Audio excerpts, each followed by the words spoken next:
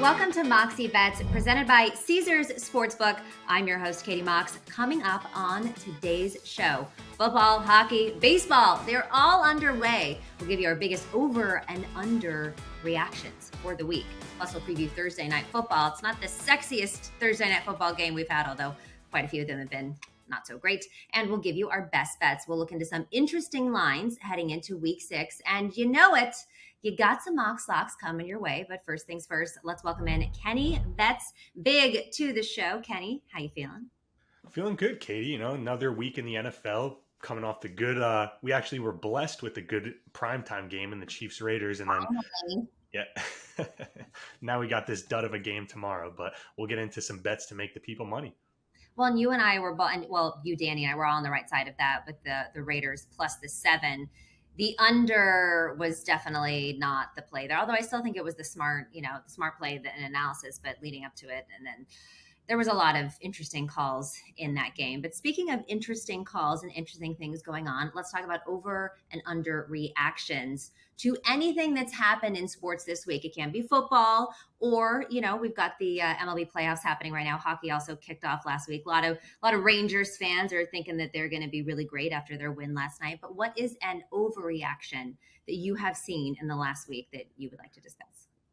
We got to stop the blasphemy. I've been hearing, watching TV, hearing it a lot, that Cooper Rush should start over Dak Prescott. Oh, I agree. Let's pump the brakes there. Dak Prescott just got a huge contract extension before last season, I believe, right? It was 4 years, $160 million Jerry Jones shelled out. Let's slow down here. Anytime we see these backup quarterbacks step into, their role, fill the injury void, they always seem to have little flash in the pan, big games. And it's typically because there's not a ton of tape on those guys, right? Like when Dak Prescott's going out there, defenses are keying in, game planning to stop Dak Prescott. Yeah. So I think we need to slow down, pump the brakes on the Cooper Rush love. When Dak Prescott is healthy, he will be the starting quarterback. Yeah, without question. And let's look at Cooper. The defense is winning them games. It's not like Cooper Rush is, yes, he's been very accurate and all of those things. I think he had 10 pass attempts in the last game, just 10 pass attempts. And we're going to give him credit for that win. Dallas's defense is what is winning them games. And Cooper is managing the game just fine until Dak gets there. So I completely agree with you. My overreaction, and as a Mets fan, I'll be curious to see how you feel about this, is that Max Scherzer is washed. I have seen Twitter absolutely explode. And yes, he probably pitched the worst game of his life in game 1 of the wild card. He gave up 4 home runs, and he definitely let the game get out of hand, ended up surrendering, I believe, 7 runs in 4 innings. And again, Twitter went absolutely nuts, saying he was the most overrated pitcher in baseball. Part of me kind of understands that because he did play hardball negotiations with the Mets last year. And he folded when you needed him. But he also had the oblique injury that kept him out of a lot of games in September. Maybe he was still injured a little bit. So I don't think that he's washed. Did he pitch a really bad game? Yes. But I don't think we need to throw the towel in on Max Scherzer. Katie, I'm on the other side. The long pause. Listen. All right. Okay. Listen. All right. Mm-hmm. Max Scherzer, the way he got booed off of the field was rightfully so. Yes. The guy got $44 million, right? You talked about playing hardball at the negotiation table. $44 million Steve Cohen doled out to him. Listen, in the biggest games down the stretch when Mad Max is supposed to rise to the occasion, we hear about all the time what a competitor he is, how fiery of the fierce competitor Max Scherzer is. And in the biggest games of the season, not once but twice, he lays a huge egg. Man, Max Scherzer broke my heart, Mets hearts around the country. I've said it a lot probably throughout this show. The Mets are the Mets, and they're going to break there will be a time where they are the Mets. But this year felt different. There was just something different about it. We had DeGrom, we had Scherzer, and not all the blame can be placed on Max Scherzer. What was Buck doing not throwing Jacob DeGrom out for game 1 there? Because, right, it adds to the pressure of him. Jacob DeGrom is arguably the best pitcher in the history of baseball, and you're not going to pitch him in game 1? What are we doing here? Oh, that would have changed the entire course of the series for sure. Yeah. But I mean, like, do you like never want to see Max again? Like, is he, like, how do, as a Mets fan, do you really think he's washed and like you don't want anything to do with him? Or are you just like, this guy might have been injured, pitched the two bad games of his life when we really needed him. I'm not happy with him. Or do you actually think he's washed? So I don't think he's washed because he proved to us throughout the season that he still has some left in the tank, right? But I do think Then, he's yeah. older. I think he did obviously endure some wear and tear throughout the season, and I think he faded down the stretch as older players tend to do.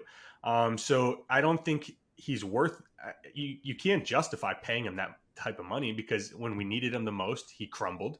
He wasn't there for us. So going next year, I don't know how they approach next season. Maybe kind of give him training wheels throughout the regular season and kind of preserve him to be a little bit fresher down the stretch. I don't Yeah. know, but to pay a guy $44 million and kind of have to manage his innings throughout the season to kind of protect him come October, that's you shouldn't be doing that either. All right. Well, my underreaction is the NFL officiating. It's been absolutely awful. And I know a lot of people are upset about it, but I don't know if everyone is as upset as they should be. I feel like in wake of the Tua injury, the NFL has just been a little bit overly cautious, which I agree to a certain extent. What happened to Tua was absolutely inexcusable. But now, specifically on these roughing the passer calls, it's getting a little bit out of hand. There was last week with Tom Brady, who was sacked by Grady Jarrett, and then Monday Night Football, Derek Carr, that was basically strip sacked, and they ended up giving him a roughing the passer call. And then all of the other makeup calls, because the refs, I think, were just petrified of the fans there. But they got to figure this out. They got to figure out what the happy medium is, because getting these roughing the passer calls when it's just not even close to being warranted is changing the pace of the game. And we're gambling real money. We are gambling real money on these games. And when they have calls like this that change the entire outcome of the game and the pace, it's like, come on, guys, you got to figure this out. Yeah, some of the calls are getting way out of hand. Like that strip sack on Monday Night Football. I mean, the defender actually does his best to not land on Carr, Yes. right? So, the guys are actually trying to play toward to the within the rules, and they're getting penalized again. What do you think it is? Do you think it's the refs making just bad calls? Do you think it's a little bit of the fix is in? Well, I don't. Well, I know you're a very big proponent of the fixes, and I try not to go down that rabbit hole too often. I think it's what happened to Tua and the head injuries and the concussions, and them being overly cautious now with the quarterbacks. And so I just think they have to figure out what the happy medium is, where you're protecting, the quarterback better and not having everybody get these crazy concussions where they're leaving the game in stretchers, and just allowing, because you got to be able to sack the quarterback. I mean, that's such a key component to this game, certainly with the defenses. So I think it's more of like I will say, I was, being a little bit cheeky because I was on the Raiders in that game. So when that happened, I'm like, oh my God, great call. What are you talking about? I was absolutely right.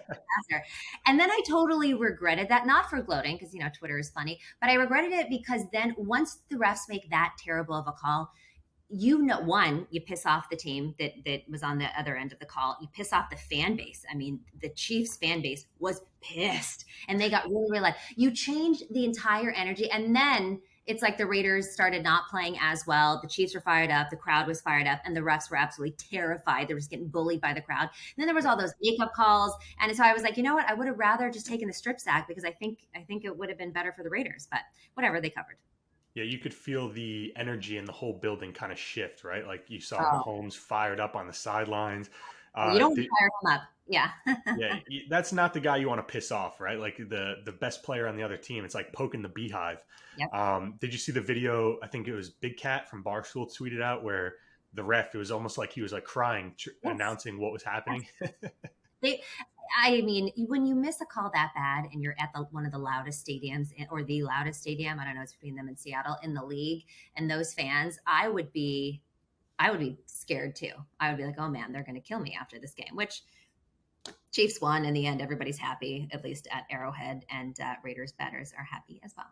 Yeah, right. Because think about even like a public speaking event when you're just in college class, you're talking in front of 20 other kids that are just doing the same thing as you. It's nerve wracking, right? Imagine being the ref in front of thousands and thousands of fans who all hate you. It's got to be so scary. Chanting "ref, you suck" over and over again. Like, yeah, just awful. All right, let's take a look at some interesting lines in week 6. All right, people, we're brought to you by Caesars Sportsbook, the greatest sports betting app of all time. See, it's not just about the daily promos, odd boosts, or the hundreds of ways to wager. It's about the immortal words of Caesar himself. You bet, you get with Caesars Rewards. Every bet you place on the app, no matter the outcome, earns towards exclusive perks at Caesars Rewards destinations everywhere. Hotel stays, concert tickets, bonuses, and more. Download the Caesars Sportsbook app, become a Caesars Rewards member today, and get more with every wager. Must be 21 or older to gamble. Gambling problem? Call or text 1-800-522-4700. First up, Bills versus Chiefs. Everyone is looking forward to this game. The Bills are favored by 3. The Chiefs are plus 126 dogs to win outright at home, over under 54. It is the first time in his career that Patrick Mahomes is a home underdog. He was favored in his first 41 home starts, which was the longest streak to begin a career in the Super Bowl era. Do you think that this line is correct? Should the Bills rightfully be favored against Patrick Mahomes, who has never been an underdog at home before? This is a really tough game because, you know, the Chiefs are the Chiefs. We see what they do time in, time out again, where Patrick Mahomes starts cooking, they're throwing the ball all over the field. But this is like the first time in a while where it seems like there's a team that does it better than they do it in what the Buffalo Bills can do. Yeah. You know, the GM did an amazing job constructing this team. They were literally built to beat the Chiefs. And we saw it happen last year. They beat them in the regular season. I think it was 38-20, right? That game. And, we all thought they had them beat in the playoffs. And then Mahomes' brilliance kind of rose to the occasion there. This is a good game to watch, a really tough game to bet on. There's some glaring mismatch disadvantages that really favor the Bills here. We saw Monday night, the Chiefs, for whatever reason, can't stop the opposing team number 1 wide receivers, right?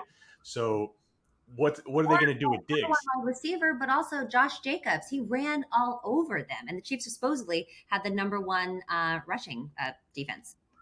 Yeah, Josh Jacobs, he was doing whatever he wanted, but it's been a theme throughout the season where opposing number 1 wide receivers have big games against the Chiefs every week. It seems like Mike Evans did it 2 weeks ago. Devontae Adams just had a huge game on Monday night. What are they going to do with Stephon Diggs, Josh Allen's number 1 target, who we see explode? Seems like every week, right? I know that's your guy. And then the Bills are number 1 in defensive DVOA versus opposing tight ends. We saw when they went up against the Ravens, Mark Andrews, Lamar Jackson's number 1 target, only 2 catches for 15 yards. So you take away Travis Kelce from this Chiefs offense. I know Marquez Valdez-Scantling had a big game Monday, but Travis Kelce had the 4 touchdowns. You take him away from Mahomes. Yeah. What is that Chiefs offense going to do with no Cheetah now? So there's a lot of questions and mismatches that really favor the Bills here. And then you look, Mahomes, you said it, has never been a home underdog in his whole career. I know he's 7-0-1 against the spread as an underdog, but he's never been a home dog. Yep. And it's still early, but I'm seeing over 70-80% of the handle on the Chiefs. So you're giving me a unpopular favorite in the Bills, who look like the best team in the league right now. I kind of like the Bills here. I like the Bills too, and that's so interesting that you're saying 8. I know it's still early, but that 80% is on the Chiefs, yet the line hasn't really moved at all. That's interesting for me as well, and I agree with you. I think that on paper and what we've seen so far this season, the Bills are the better team, and there are a lot of mismatches there. And you're right. I mean, Devontae Adams absolutely cooked them, and they've been getting cooked by, wide receiver ones, the first one for pretty much all season. But the running game is what really I found so interesting, because the Chiefs supposedly had the best defense against the run, although maybe they had some questionable opponents. And Josh Jacobs just absolutely had his way. And you look at someone like Josh Allen, who can run and has a big body. They're going to have so many problems. But to your point, interested to see it. Not sure which way I'm going to lean yet, but I do think that the books got it right in putting the Bills as the favorite. Let's talk about one more interesting line. The Ravens versus the Giants. So the Ravens are 5-point road favorites despite the Giants being 4-1 this season. A 4-1 team or better entering week 6 has only been that large of a home underdog 3 times. The 1966 Cardinals, the 2007 Cowboys, and the 2020 Bills. Just 3 times. Now, I do think that the Ravens are a better team than the Giants, but the Giants are gritty. They've got some guts. Do you think that this is a correct line? I do. I wouldn't be shocked if the Ravens were actually bigger favorites. Just, historically, Daniel Jones struggles at MetLife. Week 1, we saw Lamar Jackson came to New York versus the other New York team, the Jets, and he lit it up, had a great game, 3 touchdowns. Yep. I wouldn't be shocked at all if the Ravens just blow the doors off the Giants. The Giants coming off of that high emotional win in London. We talked about it last week, how teams coming back from that London game without a bye, Yes. their defenses tend to struggle, right? Yep. You took the Seahawks team total over, that cashed pretty easy, and the Bears team total over, and that cashed easy as well. Yeah. So I think the Ravens on paper have a huge mismatch. They're the number 2 offensive pass DVOA team in the league. The Giants, 24th in defensive pass DVOA. So mismatch right there. The Ravens should have a advantage through the air, passing the ball all around. And then you factor in that trend where the Giants are coming back from that London game, no bye. Typically, the defenses tend to struggle. It kind of makes me wonder, maybe this is a big game where the Ravens offense explodes, because we've kind of seen them, stagnant the last few weeks. I agree. I couldn't say anything better than you just said. Hey, whenever we agree, it's a good thing. Last week, we disagreed on the Niners, and that didn't work out for me. It never works out for you, Kenny, with the Niners. That's okay. One of these days, I'll get you on my faithful team. The time has come for Capper's Corner. Let's talk some TNF. The Commanders versus the Bears. Not a lot of offense on this one. This game is a pick'em. Everything is at -110, even the over-under. That's at 37.5. The total has been all over the place. It was 40 just 3 days ago, and it's been bet down. It had been bet down all the way to 37. It's currently 38 on Caesars. What do you like from this game? Anything? Not much. There's really nothing to like about this game. Yeah, not much. But I did some research, dug in the old trend crates, and found some things that stood out to me. One, obviously, just looking at these two teams, the under has to be appealing, right? I know it's low, but these two offenses just stink. So I think we're on the same page there with the under. Yes. The under is 16-5 in the last 21 Thursday night football games. That's 76%. That's insane, crazy. Yeah. Right? In NFL, -110s, you're hitting 76%. You're making a lot of money. In 21 games, that's not a super small sample size. So that's something that jumps out to me. I really like the under here. Washington's defense, much better versus the run than they are versus the pass. Good news for them. The Bears can't seem to pass the ball at all. They're good at running, but Justin Fields is inept at passing the ball, right? So he's not targets either, but yes, the offense is just inept. Yeah. Yeah, the whole offense looks inept. I bet them on Sunday watching them. I had a huge bet on them plus 8.5 versus the Vikings. They go down early, and I'm sitting there pulling my hair out. Like, what was I thinking taking the Bears? Luckily, they were able to muster some points together and cover for me. But yeah, this game, I like the under here a lot, and I like Justin Fields over rushing attempts. It's set at 7.5. He's hit that number in all but one game this year, which was last game. He had 7 attempts total versus the Vikings, and he actually had more attempts, but a few were called back because of holding penalties and different penalties. So, if not for those, he would have actually hit this number in every single game this year. It's set at 7.5. I think there's going to be plenty of opportunities where he drops back to pass, where they try to take advantage of that porous Washington secondary. And, maybe the pressure gets to him and he has to kind of leak out and try and scramble to pick up first down. So I'm going to go with the under and Justin Fields over rushing attempts. I love both of those bets. I'm on the under as well. I mean, you just look at these quarterbacks, Fields versus Wentz. Oh, brother, we're not scoring any points in this game. So Washington has hit. Now, this line, again, it's been all over the place. It was at 40, then it was 37. Right now, 38. It'll be interesting to see how that changes in the next 24 hours or so. But Washington has hit under 40 points in 3 straight games. They're averaging just 18 points per game. Chicago hit under 40 points 3 times already. They're averaging even less at 17 points per game. The only thing you just hit on how they're terrible in the passing game, Fields and all of the receivers. The only thing the Bears can kind of do well is run the ball, but that's what the Commanders are actually good at doing, is stopping the run. So it just doesn't feel like there's going to be a lot of points here. So I'm riding with you on that one. I'm also taking kind of, and I feel like, maybe this is not in good taste because he's just coming back from something horrific, but Brian Robinson Jr., I'm taking him under 48.5 rush yards. He made his season debut last week, rushed for 22 yards. He has an incredible story. He was shot multiple times. He came out to the 50-cent many men. I know a lot of people are going to be like riding hard on him to have a big game. He did also have that 7-yarder that was called back, but the Bears rush defense, they've just been getting worked. So I see a majority of this load going back to Antonio Gibson. It's not that I think that Robinson Jr. is going to have a terrible game. I just think that Antonio Gibson is going to get most of the work here. So I'm going to take him under that 48.5. Yeah, I like that one. And like you said, Brian Robinson is going to be a huge fan favorite to be, everyone's going to be loading up on those props because of his story. Great story. But yeah, I like that fade, especially in the second game back. He's got to be probably a little fatigued, a little more sore. So yeah, I agree with you there. I think they'll lean on Antonio. Yeah, lean on Antonio. And I think the majority of the public is looking about how bad the Bears are against the rush, and buying into the narrative and the story. And I'm just saying, take him under 48.5.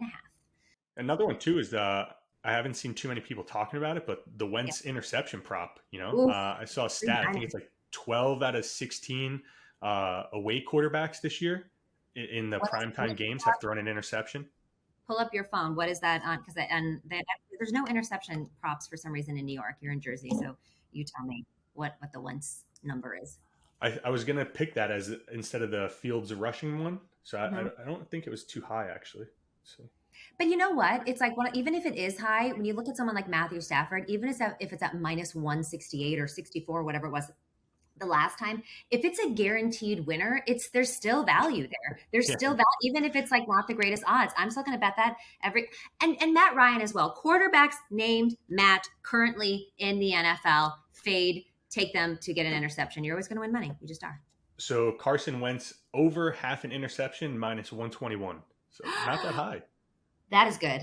Lock it up, people, all day long. He's getting an interception. Yeah, did you see what Ron Rivera had to say about Carson Wentz? What's holding them back compared to the other teams in the NFC East? Quarterback. In one, he's not wrong, okay? But two, that can't make you feel good going into this game with the way that you've been playing. So there's already that kind of tension there. And take him to throw a pick, and nobody's scoring any points in this game. I would be shocked. But let's move on now and talk some Mox Locks. We can do this in baseball, we can be Thursday night football, or we can do hockey, the NHL.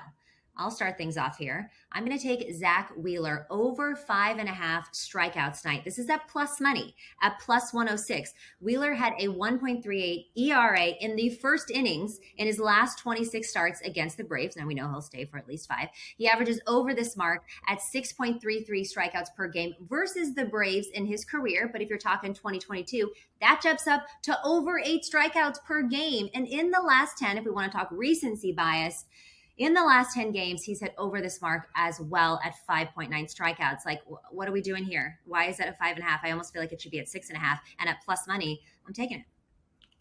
Yeah, that's another insult to injury as a Mets fan, right? Seeing Zach Wheeler on the Phillies, wheeling and dealing in the playoffs, and we got Mad Max out there, can't get an out to save his life.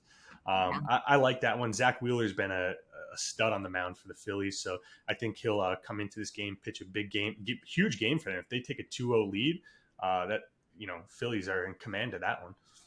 All right, what's your first pick? So I'm going to go no runs scored in the first inning for the Phillies Braves. Look at us. We're in sync here. You touched on Zach Wheeler. I think he's more than capable of coming in, getting 1, 2, 3 inning in the first, and then Kyle Wright on the other side. The Phillies offense has looked very good in the playoffs, but they hit lefties a lot better than they hit righties. So, they went up against Fried, the lefty, yesterday. I think the righty Kyle Wright should be able to get them out of the first inning. I love it. Okay, so my next, I'm looking at the other baseball game. I'm taking the Dodgers on the run line. That's at plus 110 minus the 1.5. And I'm also taking the first 5 over 3.5 runs. That's at minus 125. I mean, I knew this going into last night, but now it's confirmed the Dodgers are a better team on both sides of the ball than the Padres are. We got Kershaw on the mound tonight versus Darvish. Darvish has faced the Dodgers 10 times in his career. He's 3-5, despite having a pretty good ERA at 2.47. He's 3-6. That's his record at Dodger Stadium in the 11 starts that he's been there with a 3.98 ERA. So Darvish doesn't do well or as well as, what his normal record is versus the Dodgers, and certainly not in Dodger Stadium. Kershaw, he's unbeaten since being activated from the IR list in September. LA has the number 1 scoring offense. They average 5.23 runs per game. In 82 home games, their run differential is 0. So for me, I'm like, yeah, they're going to score a lot of runs here because Darvish doesn't do that well. At Dodger Stadium, you got Kershaw, who's just completely locked in. Give me the Dodgers on the run line in the over 3.5 in the first 5 innings. I like that. Darvish struggles on the road unless he's playing the Mets. So,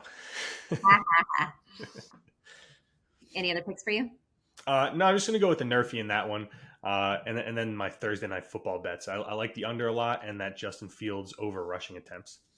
All right. Well, Kenny, thank you so much for coming on the show today. You can follow him at Kenny Bets Big on Twitter and also on Instagram. This was Moxie Bets presented by Caesars Sportsbook. And don't forget to follow us on social as well at Moxie Bets. See you Friday.